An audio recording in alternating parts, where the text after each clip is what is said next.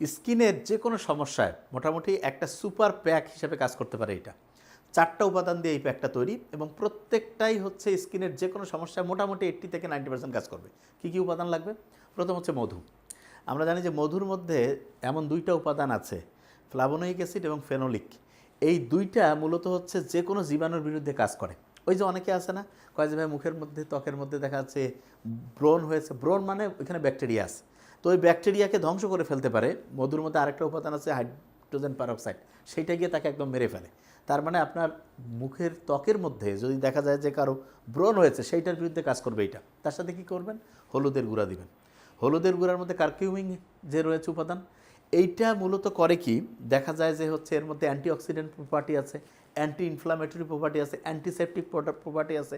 তার মানে এগুলো হচ্ছে জীবাণুর বিরুদ্ধে তো ফাইটও করবে এবং ত্বকের জন্য উপকারী যেইটা, সেইটার পরিমাণটা ক্রমাগত বাড়াবে। তার সাথে দেবেন হচ্ছে একটু কলা আছে না, কলার হচ্ছে একদম পাকা কলা যে, সেটা একটু স্লাইস করে দিবেন। এর সাথে দিবেন টক দই। এই উপাদানগুলো একসাথে করে যদি আপনি প্লাস মাইনাস করতে পারেন একটা উপাদান, সেটা হচ্ছে লেবুর কয়েক ফোঁটা রস দিয়ে একসাথে, লেবু আবার বেশি দিবেন না প্রয়োজনের তুলনায়, তাহলে আবার স্কিনে একটু ইরিটেশন হতে পারে, দিয়ে হচ্ছে মুখের মধ্যে লাগায় 20 থেকে 15 মিনিট হচ্ছে সুন্দর করে রাখবেন। তারপরে কুসুম কুসুম গরম পানি দিয়ে হচ্ছে এটাকে পরিষ্কার করবেন। আরেকটা জিনিস বলে রাখি, ত্বকের সমস্যা মূলত হয় পেটের মধ্যে। আমাদের যে ডাইজেস্টিভ সিস্টেম আছে, এটা যদি ঠিকভাবে কাজ না করে, তা ডাইজেস্টিভ সিস্টেম ঠিকভাবে কাজ করবে যদি উপকারী ব্যাকটেরিয়া থাকে।